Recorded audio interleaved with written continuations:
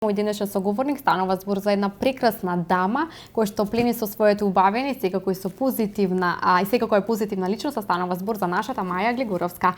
Маја, добре дојда и ти благодарам за одвоеното време и многу ми е мило што си дел од мојата емисија. И мене ми е навистина драго, иако се наоѓаме во таква ситуација каква што е, сепак убаво е вака нешто поразличито да се случува и да размениме убави мислења. Така. Сега ја споменавме нели и ситуацијата за жал со COVID-19, како се одрази на тебе, знаеме дека многу врати за жал се затворени и дека многу планови нели ни се променија. Како влија сета оваа ситуација на тебе? Искрено, пред се треба да имаме општествена одговорност и сите да го почитуваме протоколот. Навистина, ковидот не е нешто што ќе не снајде тука таму, него е нешто што може на секому да му се деси. Истото ми се деси мене, јас го прележав, за среќа со полесни симптоми поминав, меѓутоа има навистина мои драги личности кои што поминаа со многу потешки симптоми и мислам дека сите луѓе, па и јас, колку можеме, се трудиме да размислуваме позитивно, иако на изолација од 20 дена, кај луѓето малку психички делува лошо и многу психата им паѓа на луѓето. Моje единствено нешто е што многу верувам во Господ и мислам дека сите луѓе треба да веруваме во Господ и што е можно поскоро да заврши ова чудо од епидемија и да гледаме само позитивно на работите. Така. И сега секогаш ние знаеме да кажеме дека нели да упатиме апел до сите оние дека треба да бидат смирени и со смирност да се прифати таа ситуација. Нели велиш дека ти си ја прележала нели ситуацијата со COVID-19. Како се одрази врз твојата психа? Дали се плашеше? Како остана смирено? Што онако што би го препорачала на другите? Единствено нешто што најпрви имав многу лесни симптоми, ме болеше главата и телото, немав температура, не ме болеше грлото, за среќа, како што кажам, многу други луѓе поминаа многу потешко. Јас сум у принцип што многу работам на мојата психа и многу позитивно размислам. Таков човек сум, ведар, позитивен, но единствено нешто што ме држи во животот и што ме држеше за овие 20 дена да поминам позитивно е тоа што навистина пред се секој утро се молев пред икони, пуштав литургија, само велев и моето семејство, што ја живеам со мајка, синче, татко, да и они прележа, да поминат што е можно полесно, зашто знаеме кај постарите колку потешко ја поминуваат оваа епидемија. И само позитивно гледам, сметам дека и ова е еден чекор кој што сите ќе го поминеме.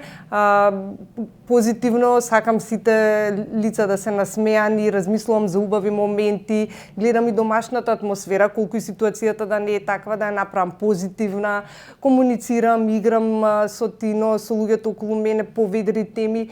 Гледам никако да го притиснам, сите тие болки да ги притиснам, да ги ставам на страна и да гледам на поведрите работи кои што се надевам за 2-3 месеци ќе дојдат и со сето тоа размислување кон позитивата не го дочекав тоа психички да паднам и многу сум среќна за тоа што кога излегов многу ми накажа како си психички, како го помина. Викам луѓе па дури и ти кога ми се јави нели не ни примети дека сум била заболена. Јас у принцип сум позитивен човек, насмеан, секогаш гледам позитивно на работите. Децата се тоа што многу ме држат да позитивно да размислам затоа што секојдневно работам со нив онлайн и нивната насмевка, нивните случувања секојдневни ме прават да гледам уште поведро на животот. Ете така, вие сте и прекрасна нели наставничка. Кажи ми колку е тешко сега таа онлайн програма? Како влијае врз децата? Види, навистина е тешко да се знаете како, сето наше знаење да им се презентира на учениците преку онлайн наставата. Иако постои интеракција меѓу наставник и ученик во онлайн наставата, сепак таа интеракција со училишните клупи не може да се замени. Меѓутоа, навистина, децата се нешто прекрасно и гледаме колку што можеме максимално да го испрезентираме тоа што треба и да го усвојат како знаење. И навистина имаме одлична соработка, но не само со децата, морам да ги пофалам и нивните родители, затоа што навистина и во овие услови се трудат максимално максимално да вложат во нив, во нивните помогнат. знаења, да помогнат, иако многумина се во ситуација кај што се и заболени, кај што имаат потешкоти и со работата и со општествените случувања кои што се случуваат во овој момент. Али, но морам да кажам дека навистина недостасува она во училишните купи да ги видиме насмеани, тие гушкања, тие насмеани лица, играња во училишниот двор и сите тие интеракции кои што не се исти преку онлайн настава и преку училишното случување во училишниот двор. Зборуваш со толку голема љубов и толку голема емоција нели кон оваа професија, а што е она кое што сакаш да им го принесеш на твоите ученици, бидејќи знаеме нели таа изрека дека сепак наставникот е како втора мајка на нив, а што е она кое што сакаш да им го принесеш? Многу е битно, пред се јас како наставник секогаш имам цели во животот за да успеам, затоа така и позитивно гледам на работите. Исто како доколку не замислиш некоја цел, не можеш да оствариш таа цел. На децата најбитно им е да ги задржат крилјата кои што на мали нози им се оформуваат и треба да летат со нив, односно да го усмерат патот.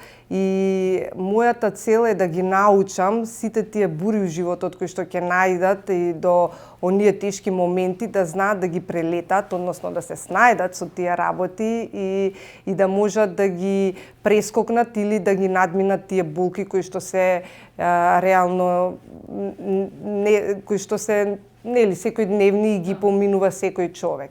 Многу е битно у животот да се искрени, да се добри луѓе, да станат добар човек, пред се да ги почитуваат луѓето и да може да се снајдат со проблемите кои што наидуваат, кои што за жал ги има подготвени на тоа што ги очекува во живот. И сега знаеме дека социјалните мрежи си го заземаат своето место.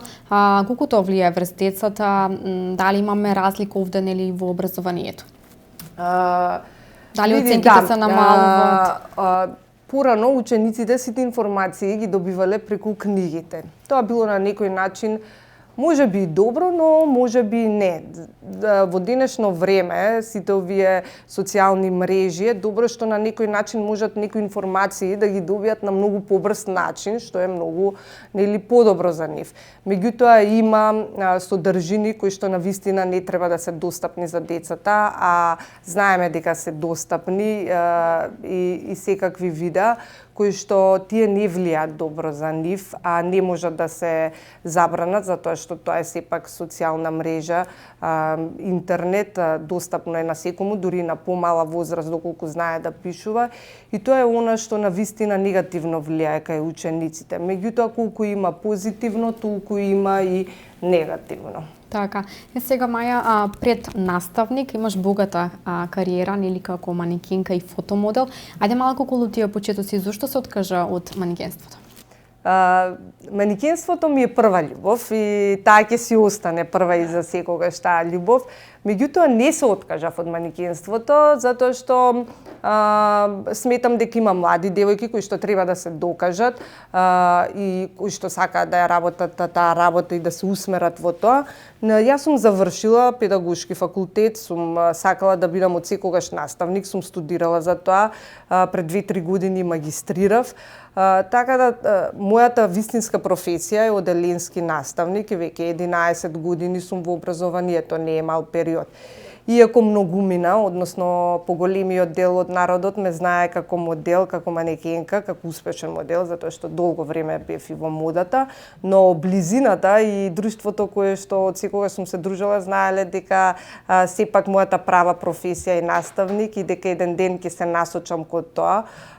Поготоа нели кога се оформи веќе како родител, како мајка, кога го добив прекрасниот син Тино, моите размислувања почнуваат да размислуваат поинаку, во друга насока, и токму поради тоа навистина сакав да се докажам и покажам како наставник, што не значи дека сум се докажала максимално, како вика човекот учи додека е жив, и цел живот имаме за нас да се докажуваме во секоја професија и насока која ќе ја определиме.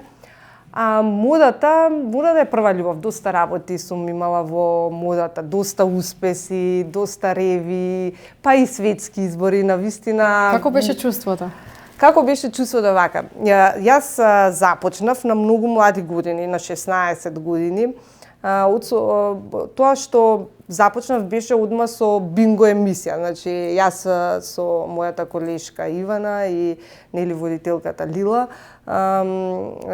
започнавме со бинго емисија и кога ќе започнеш во почетокот со некоја таква голема емисија, одма луѓето те прифаќаат нели веќе како модел манекенка. Во тоа време беше поинаку. Бевме 7-8 манекенки кои што навистина ги работевме сите проекти. Немаше проект кој што не можевме да го сработиме и навистина доста се заработуваше. За разлика од денешно време, малку модата луѓето ја доживуваат поинаку. Секој втор сака да е инфлуенсер, сака да се докаже, да се покаже, меѓутоа ова време со тогашното време навистина не може да се измери, затоа што до ден денес тие што сме работеле тогаш сме уште останати имиња и дури знаат да не побараат за кампањи. Не работам сега затоа што реално не се плаќа сега, како што порано се плаќало пред се. Па не е само цената, него нели кога си наставник мораш да бираш што ќе изработиш во однос на модата, не можеш секаков проект да прифатиш. Па и кога си сработил доста проекти во животот и доста титули освоено, па и не искрено не ми се прифаќа било каков проект. Да, имаме доста соработки со доста дизајнери кои што некогаш од респект и почит ќе отидеш на ревијата. Има кампањи кои што се навистина интересни, меѓутоа не може да се стават со нели рамниште со наставник, со таа професија и мораш да направиш баланс, односно нормално јас си се одредувам на професијата која што веќе сум се посветила. Дали се сеќаваш на некоја интересна случка да можеш да ни откриеш тогаш во тоа време? Во тоа време вака имаше интересна случка после 5 години работно искуство, да не кажам, па може и повеќе. Кај нас имаше ревија Верица Ракочевиќ, познат светски дизајнер, и имаше манекенки па од цела Македонија, не само ние, можем на кај 60 манекенки. Секоја сакаше да учествува на таа ревија, затоа што беше на светско ниво организирана. За момент искрено се почувствував многу лошо, затоа што сите девојки поминаа на кастингот, мене ми кажаа дека не сум доволно висока, иако имаше многу манекенки кои што беа на моја висина, меѓутоа нели се представиле со поинаква висина, со повисоки. Така ја бев како отфрленото грдото пајче. 60 девојки поминаа на кастингот, јас и останав да си седам со солзи во очите, нели после по долго време искуство и реви, и кампањи и се. На крај Верица кажа, дали сите поминавте, да, девојката што седи, па не е доволно висока девојката. Па девојката може, добро вика, ајде нека стане, ама она нема таа висина, ако нека стане, што сите бевме скоро, сега сите зборувам, за 60% девојки бевме иста висина, меѓутоа јас си кажав колку што сум правилно, без разлика што у нас имаше кодекс и на облека, и на пропорции, и на се, јас си кажав тоа што сум јас. У принцип никогаш не сакам да лажам.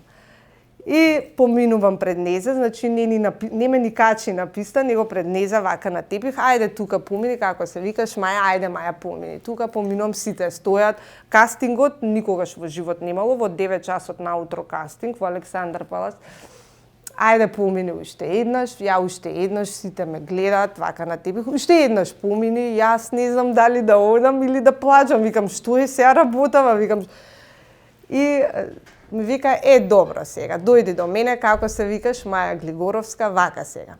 Маја, тие девојки, ќе ги земеш, ќе им покажеш како се оди, ти ќе бидеш главна на ревијата и наредниот викенд доаѓаш во Белград, каде што ќе снимаме кампања. Тоа беше нешто што сакам да им го посочам на девојките, на младите генерации, дека никогаш не треба да се откажуваат од тоа што го замислиле, секогаш треба да се борат кон тоа што го сакаат, затоа што во тој момент, искрено, кога седев на тоа столче, единствена цел ми беше да учествувам на таа ревија, затоа што е престижно име. И иако потајно мене, нели се осеќав тажна затоа што не ме зимаат на кастингот. Навистина на крај испадна да со поглед со таа креаторка го постигнам врвот и да снимаме насловни во Белград и на ревии, кампањата.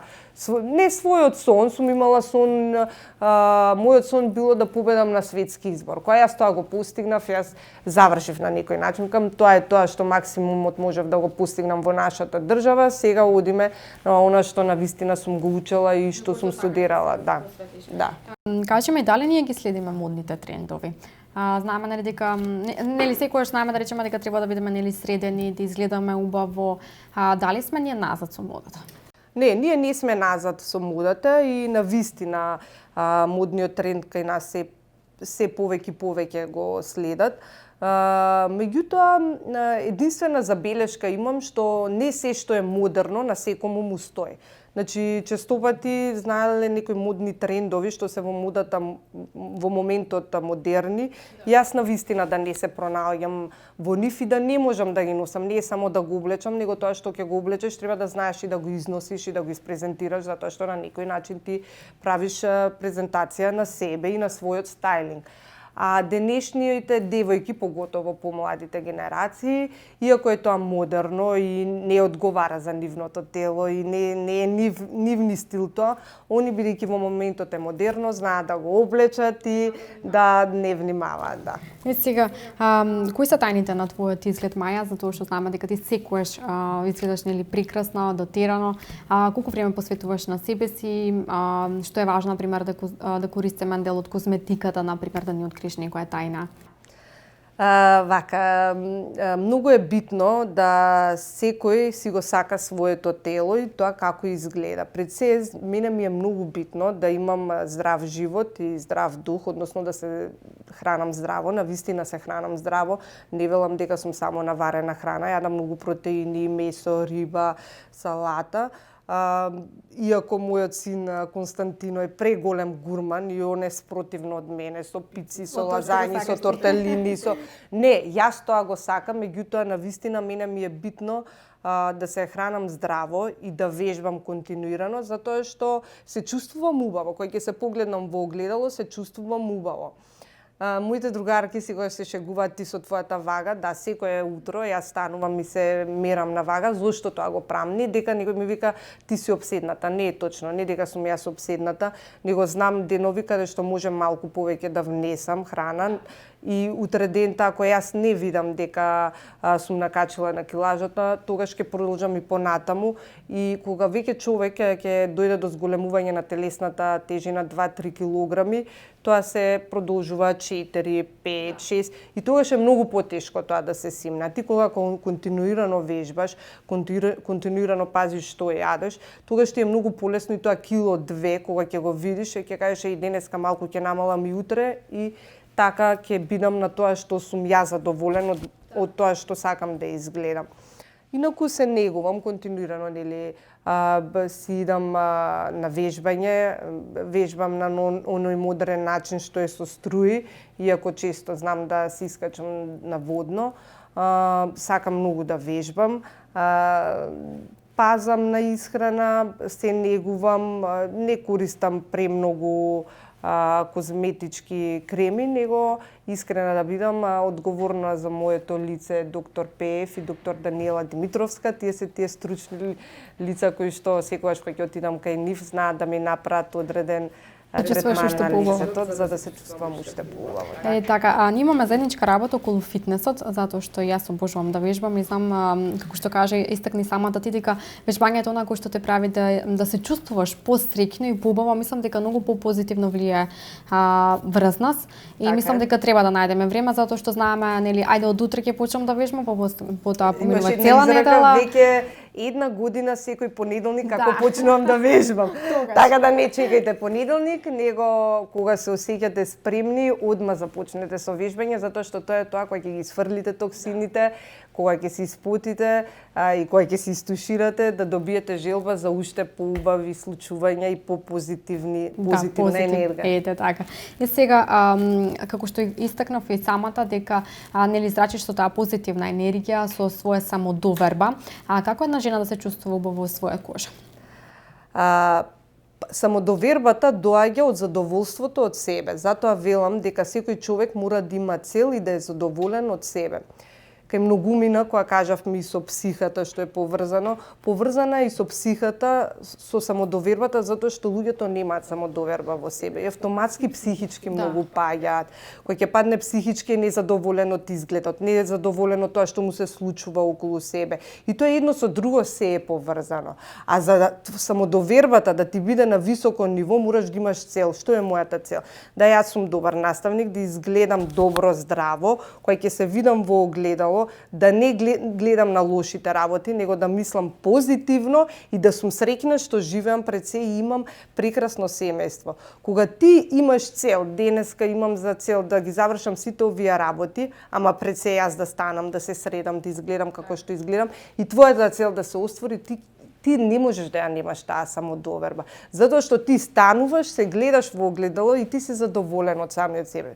Не викам дека нема денови каде што нели и мојата самодоверба е на повисоко ниво и тогаш автоматски нели размислуваш на понеубави работи, денот кој ќе кажеме не е денес денот, тоа е често пати затоа што нели не е тоа што ти сакаш денеска да биде така, да.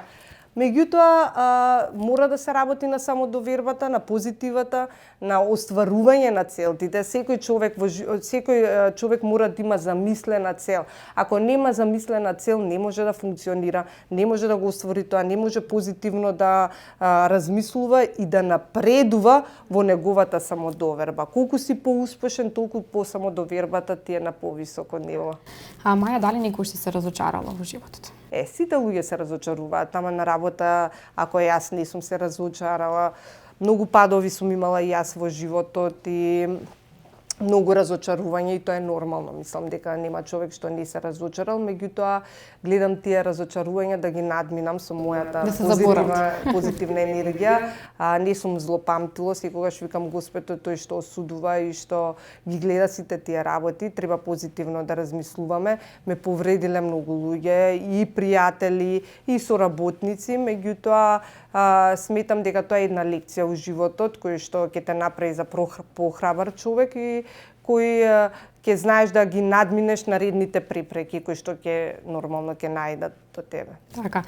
Пред се си прекрасна мајка, на прекрасен син, колку те промени мајчинството? И што онако што го научи од него? Мајчинството премногу ме промени. Навистина на секому му посакувам да стане мајка. Нема нешто поубаво на овој свет да си мајка, да си родител. Константино е прекрасно дете, хиперактивно, интересен, сака да истражува. Такво дете, сите викаат, има некоја звезда во него, да. Иако сега не е веќе детенце, веќе Константино ќе полни 14 години и е батко голем, спортува, учи и навистина ме промени многу, меѓутоа ме промени во позитивна смисла, односно човекот кога е веќе остварен како родител, не гледа толку себично на работите, него имаш за кого да се грижиш, имаш за кого да се трудиш, како велеа нашите родители, цел живот работев за вас, за вие да имате. Така и јас, се што правам за мојот син да е горд на својата мајка, да знае каков родител има поред тебе, кои се моите цели, да знае дека мора и он да успее у животот, да цели кон нешто, да стане успешен, да се бори. Така да, навистина е прекрасно чувството. Добро, Маја, после овој разговор ќе ми дадеш неколку совети во врска со воспитувањето на машко дете, бидејќи јас имам синче, па така да ми се улесни работата. Нема проблем. На работа, така е. Кои животни лекции ги научи? Како што кажуваме дека животот е нели полн со изненадувања, предизвици. Животни лекции она што учете се да им простувате на луѓето, иако е тоа навистина некогаш болно и си велиме нема да простам, навистина ме повреди, не заслужува. Бидете, остварете ги вашите цели кои што сте ги замислиле и секогаш мислите позитивно, затоа што само со позитивна мисла и со зацртана цел можеш да успееш во животот. Така. И сега, Маја, колку е тешко да се биде самохрана мајка, кој е оној кој што, нели, знаме дека се бореме, нели, самите со себе, за да ја пружиме на децата, нели, подобра и посветла иднина.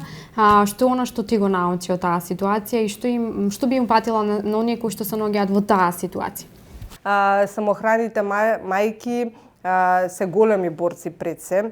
За мене, за нив треба да им се даде навистина титула, затоа што е многу тешко во денешно време да си самохран родител, да си одговорен, да си борбен за своите деца, па не само за своите деца, него и за своето семејство кои што го сочинуваат. Навистина треба многу борба, многу живци, многу разговор со своето дете и многу препреки кои што треба да се справат и да ги преминат. Меѓутоа, многу е најбитно. Сите ние поминуваме низ некакви препреки во животот. Она што е најбитно и што морам да им го посочам, бидејќи работам долго време со деца, верувајте, сум наидувала до многу големи проблеми. Дури некогаш сум велела како е возможно мене тоа да ми се најде, да дојдам до таков проблем. Во ниту еден момент не сум дозволила моето дете да го осети тоа. Зошто? Зашто децата се многу чувствителни. Децата се искрени. Децата сето она што ќе го видат и ќе го осетат кај своите родители, они не го покажуваат во моментот, го покажуваат во училиште, го покажуваат после извесно време кога ќе пораснат, кога ќе кажат како тоа дете беше мирно, но кај децата тоа свесет не е во нив, сет не е случките, гледањата, а знам дека се безизбежни, ништо не е совршено, ни еден брак, многу случки се случуваат во нашето секојдневие каде што се справуваме со проблеми. Но единствено нешто што ви го укажувам и ви го кажувам, колку можете максимално заштитете ги децата, поготово самохраните родители. Знам дека наидувате до големи проблеми, бидете борбени, ќе заспијат навечер децата, многу ноќи сум плачела каде што моето дете не ме гледало, ми било тешко, не сум можела да се справам со тој проблем во моментот, меѓутоа наутро кој ќе го станел, ќе се насмеам, викам фала ти Господе, здрави живи сме, имам прекрасен син и семејство, животот оди понатаму и оваа препрека фала ти што ми даде можност да научам како да ја поминам и со позитивна мисла одиме понатаму. Да, имаш право и многу убаво го кажа. Бидејќи знаеме дека децата се нашето богатство и тие се тие кои што знам дека еден ден ќе бидат горди. Да, и верувам дека ќе бидат горди. Маја, 3 работи кои што ти исполнуваат? 3 работи ми исполнува работи поврзани со животот или со секојдневието? Па може со секојдневието. Како се да 3 работи, не како знам, сакаш. Дали да кажам поврзани со работата, семејството или не знам со што. Општо еве вака, кои работи ти исполнуваат? Кои те прават среќна? 3 работи. Љубовта која што ја добивам од моето семејство и од децата кои што работам, другарството и дружбата со моите најблиски и насмеаните лица кои што ќе ги видам на улиците и по тротоарите кои што шетам. Така. Велиш дека секогаш нели се исполнуваш со таа позитивна енергија и без разлика на сите оние проблеми кои што животот може да ни ги донесе, ти продолжуваш напред и се бориш со сите оние проблеми. Кој е твоето мото? Мото е живејте го животот како да ви е последен ден. Баш така. Баш така. Живејте го животот како да ви е последен ден. Секој ден искористете го максимално колку што можете, вложете во тој ден и бидете среќни. Така. Маја, сакам да се зблагодарам за одвоеното време, ми беше прекрасно и многу се радам што беше дел од мојата емисија и се надевам на уште една ваква убава атмосфера и се разбира разговор, дека уште еднаш вака убаво ќе се помоабетиме. Ти посакувам се најдобро бидејќи го заслужуваш тоа. Ние мислам дека ние треба сите да учиме од тебе за оној позитивен дух да го задржиме во себе и се разбира, чувај се. Ви благодарам многу, навистина прекрасна екипа, прекрасни гости денеска тука во студиото. Чест ми беше да гостувам во вашата емисија и навистина би сакала и пак да се видиме понатаму. Дај Боже. Да. Драги гледачи, ви благодариме за вниманието и ве поздравуваме. Чао, чао. Чао, чао.